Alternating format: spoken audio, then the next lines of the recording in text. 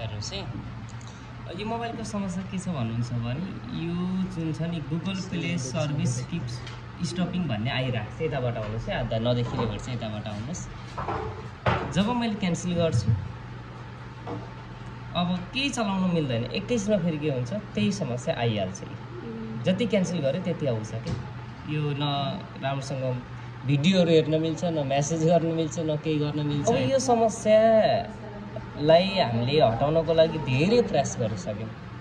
हामीले यो Google play सर्भिसमा गएर पनि क्लियर डाटा गरिसक्यौँ होइन, गुगल प्ले सर्भिसलाई अनइन्स्टलसम्म गरिसक्यौँ, फालिसक्यौँ, त्यो गर्दा पनि भएन, यसलाई रिपोर्ट गऱ्यौँ, धेरै गऱ्यौँ, कुनै उपाय नलागिसकेपछि अन्तिममा चाहिँ हामीले यसलाई के गर्दैछौँ भने अब रिसेट गर्दैछौँ। फ्याक्ट्री रिसेट भन्छ नि, यसमा भएको सबै चिजलाई हामीले डिलिट गर्दैछौँ है।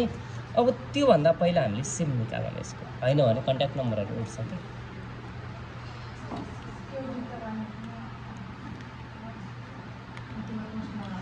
राख्नु खतरा नोट रहेछ तपाईँसँग। यसको सिम निकाल्नको लागि चाहियो हामीलाई पिन। छ पिन कसैसँग?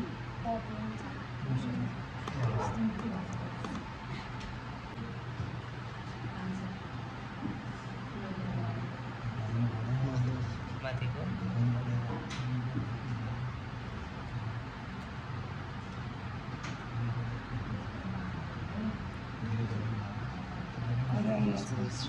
सिमै छैन त, तलको होला नि, तलको माल्नु रहेछ, दुईवटा रहेछ।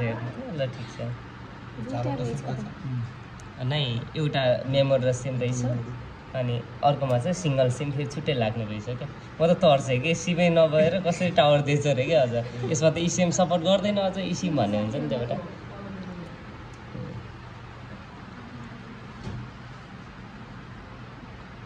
यसलाई चाहिँ हामी साइडमा राखिदियो भने आउनुसक्छ फेरि होइन।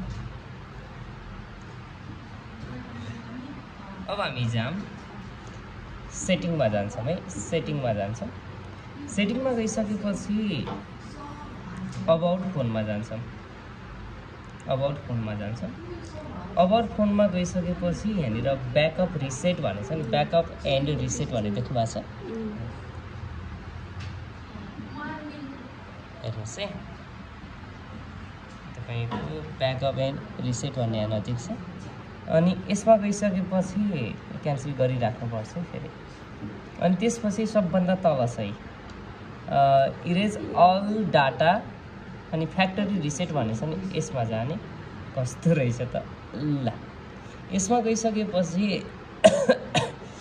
अब तपाईँको मेमोरी कार्ड यसमा त छैन होला नि त, छैन होइन, छैन न त भने फर्मेट एसडी कार्ड पनि लेखेको रहेछ क्या यहाँ।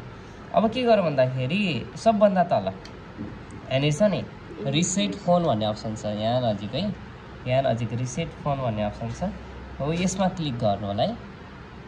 ल अब त्यसपछि यसमा चाहिँ पासवर्ड कन्फर्म गर्नुपर्ने हुन्छ हाम्रो 2 3 अनि कति छ 5 6। नेक्स्ट क्यान्सल गर्दै नेक्स्ट गरौँ है। ल अब त्यसपछि फेरि यसलाई यो सेकेन्ड चल्न दिनुपर्छ।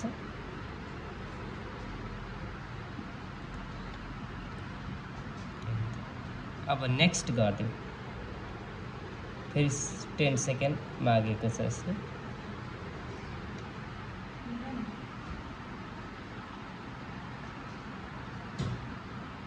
ल ओकेमा क्लिक गरिदिउँ,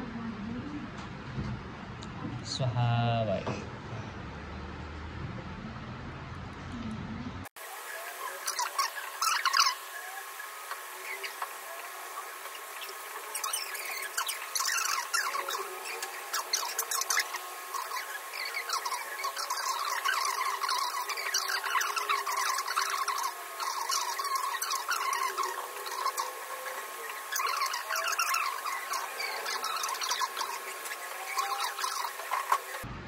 लाउनुहोस् सबैजना, खुल्यो लाउनुहोस्। ल यस्तो भइसकेपछि हामीले नेक्स्ट गर्नुपर्छ है, नेक्स्ट गर्ने। त्यसपछि हामीले इङ्ग्लिस भाषा सिलेक्ट गरौँ, नेपाली सिलेक्ट नगरौँ, हामीलाई गाह्रो लाग्छ होइन चलाउन। फेरि नेक्स्ट गरौँ, त्यसपछि नेपाल सिलेक्ट गर्नु होला, नेक्स्ट गर्नु, नेपाल नै छ है हाम्रो। त्यसपछि नेटवर्क हामीले अहिले कनेक्ट नगरौँ। नेटवर्क कनेक्ट गर्नुहुन्छ भने जिमेल आइडी, पासवर्ड, धेरै कुराहरू माग्छ। त्यही भएर हामीले के गरिदिउँ, स्किप गरिदिउँ है। ल अब त्यसपछि पासवर्डहरू राख्ने भए राख्न सक्नुहुन्छ। अहिले चाहिँ म स्किप दिस स्टेप गरिदिउँ है हजुर।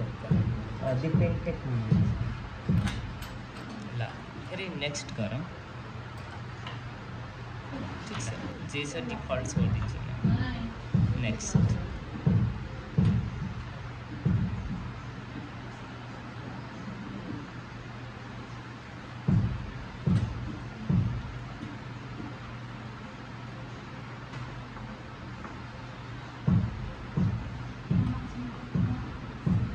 मोबाइल नयाँ बन्यो।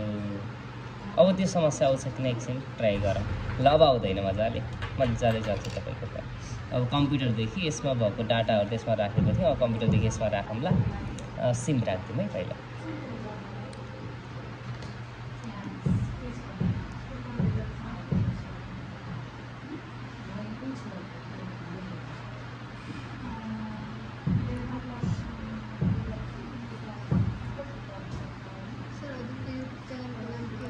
दिव्याङ टेक्नोलोजी